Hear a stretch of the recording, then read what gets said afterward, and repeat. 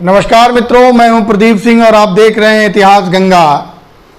भारतीय सनातनी परंपरा में गुरु को सदैव गोविंद से ऊंचा स्थान दिया गया है, दिया भी जाना चाहिए, क्योंकि गुरु ही वह एकमात्र साधन है जो आपको आपके इष्ट साध्य से मिला सकता है, चाहे फिर वो ईश्वर ही क्यों ना हो।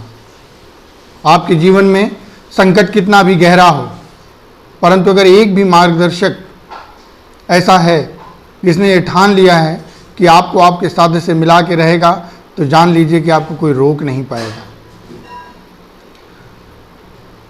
5 सितंबर 2022 शिक्षक दिवस, आज के शुभ अवसर पर मैं अपने सभी गुरुजनों को, चाहे वो मेरे प्राथमिक स्तर के गुरुजन रहे हों, आध्यात्मिक स्तर के, या प्रतियोगी परीक्षाओं की तैयारी कराने वाले, या मित्रगण, या जहाँ से भी मैंने जो भी सीखा है, सबको कोटिशः धन्यवाद, कोटिशः प्रणाम, बारंबार प्रणाम। मित्रों, 5 सितंबर 2022 ये राष्ट्रीय शिक्षक दिवस है और सर्वप्रथम 1962 को राष्ट्रीय शिक्षक दिवस भारत ने मनाया। क्यों मनाया और किस लिए मनाया? हमारे प्रथम उपराष्ट्रपति, भारत रत्न, महान दर्शन शास्त्री सर्वपल्ली राधाकृष्णन जी का जन्म दिवस होता है 5 सितंबर को, और संपूर्ण देश 5 सितंबर को राष्ट्रीय शिक्षक दिवस मनाता है। सर्वपल्ली राधाकृष्णन जी का जन्म 5 सितंबर 1888 को तमिलनाडु के तिरुमती नामक गांव में हुआ था। वैसे तो इनके पूर्वज या जो पुरखे थे वो सर्वपल्ली नामक ग्राम के थे, लेकिन किसी कारणवश उनका पलायन हुआ और वो यहाँ आकर बस गए। यही कारण है कि उनकी जो वंश परंपरा है उसमें यह चलन है कि वह अपने गांव का नाम अपने नाम के आगे लगाते हैं सर्वपल्ली। सर्वपल्ली राधाकृष्णन जी के पिताजी का नाम था श्री सर्वपल्ली वीरास्वामी, और माता सीतम्मा के घर 5 पुत्र और 1 पुत्री के मध्य द्वितीय स्थान पर सर्वपल्ली राधाकृष्णन जी का जन्म हुआ था। बचपन से ही बहुत ही प्रखर मेधा का बालक था। यही कारण था कि इनके पिता ने इनका दाखिला एक मिशनरी स्कूल में कराया, कॉन्वेंट स्कूल में कराया, जहाँ पे अन्य विषयों के साथ अंग्रेजी की शिक्षा भी बहुत अच्छे ढंग से दी जाती थी। धीरे धीरे इनकी शिक्षा आगे बढ़ने लगी। इन्होंने मैट्रिक पास किया, स्नातक पास किया, और जब ये स्नातक पास कर रहे थे तभी इनकी रुचि धीरे धीरे दर्शन की तरफ गई। सर्वपल्ली राधाकृष्णन के हृदय में बाल्यकाल से ही एक दुविधा थी, और दुविधा क्या थी? दुविधा ये थी कि जिस विद्यालय परिसर में वो पढ़ते थे वहाँ सदैव मिशनरीज अपने धर्म को सर्वोपरि बताते थे, और सर्वपल्ली राधाकृष्णन एक सनातनी ब्राह्मण परिवार से आते हैं, जहाँ पारिवारिक पृष्ठभूमि में उन्हें सनातन धर्म की शिक्षा दीक्षा दी जाती थी।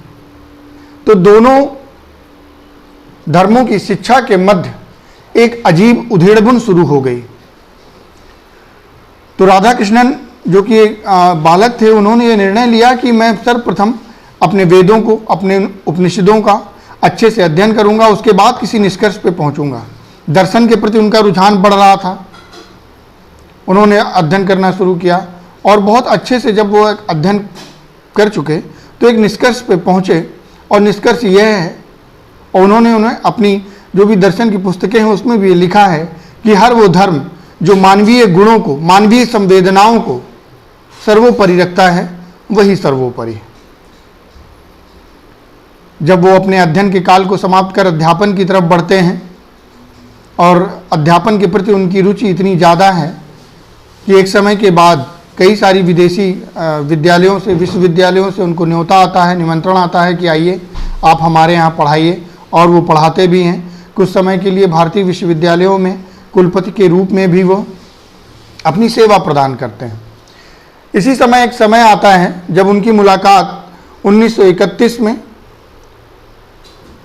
भारत के प्रथम प्रधानमंत्री पंडित जवाहरलाल नेहरू जी से होती है, और पंडित जवाहरलाल नेहरू सर्वपल्ली राधाकृष्णन के ज्ञान से इतना ज़्यादा प्रभावित होते हैं, इतना ज़्यादा प्रभावित होते हैं कि जब यह राष्ट्र आज़ाद होता है, राजेंद्र बाबू प्रथम राष्ट्रपति बनाए जाते हैं, उसी समय पंडित जवाहरलाल नेहरू यह निर्णय लेते हैं कि सर्वपल्ली राधाकृष्णन जी को आज़ाद भारत का प्रथम उपराष्ट्रपति बनाया जाएगा। राजनीतिक गलियारों में हलचल है कि एक गैर राजनीतिक व्यक्ति को इतना महत्वपूर्ण पद क्यों दिया गया, लेकिन पंडित जवाहरलाल नेहरू का राधा कृष्णन जी के ऊपर ये विश्वास था कि इस महत्वपूर्ण पद के योग्य हैं ये और इस पद की गरिमा को सदैव बनाकर रखेंगे। लगातार 2 सतत उपराष्ट्रपति के कार्यकाल को उन्होंने निभाया, राज्यसभा के अध्यक्ष पद के कार्यकाल को निभाया और 1962 में राजेंद्र बाबू के बाद सर्वपल्ली राधाकृष्णन जी को महामहिम अर्थात भारत का राष्ट्रपति बनाया गया।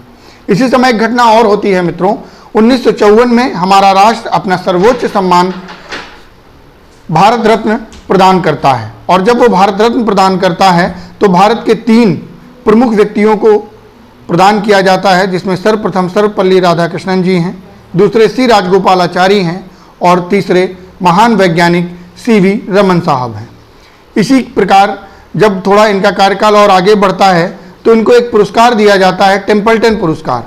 टेम्पल्टन पुरस्कार जब आप आध्यात्मिक क्षेत्र में साहित्य को साथ लेकर कुछ विशिष्ट कार्य करते हैं तो यह प्रदान किया जाता है। सर्वपल्ली राधाकृष्णन जी को टेम्पल्टन पुरस्कार से भी नवाजा जाता है। मित्रों, 5 सितंबर 2022 राष्ट्रीय शिक्षक दिवस की थीम है शिक्षक, बढ़ते संकट के मध्य नए भविष्य की कल्पना।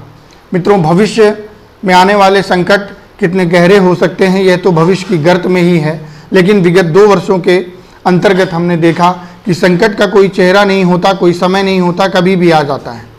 संपूर्ण देश ने, संपूर्ण विश्व ने कोविड-19 महामारी का दंश झेला है, अपनों को खोया है, आर्थिक दृष्टिकोण से हम कमज़ोर हुए हैं, लेकिन फिर से खड़े हुए हैं, फिर से नई रेस में हैं और आगे बढ़ जाने की हिम्मत जुटा पाए हैं। और ये हिम्मत हम तभी जुटा पाए हैं जब हमारे सिर पर हमारे गुरुजनों का आशीर्वाद है। हम सबको यह पूर्ण विश्वास है कि जब जब यह देश संकट में आएगा तब तक एक चाणक्य पैदा होगा, एक द्रोण पैदा होगा, एक सर्वपल्ली राधाकृष्णन पैदा होगा जो इस संपूर्ण देश को, संपूर्ण समाज को एक नई राह दिखाएगा, नया मार्गदर्शन करेगा। इस महत्वपूर्ण अवसर पर मैं प्रदीप सिंह अपने सभी गुरुजनों को, जाने अनजाने गुरुजनों को या हर उस व्यक्ति को जिससे मैंने सीखा है, कोटि कोटि नमन करता हूँ, कोटि कोटि प्रणाम करता हूँ। धन्यवाद। जय हिंद, जय भारत, वंदे मातरम।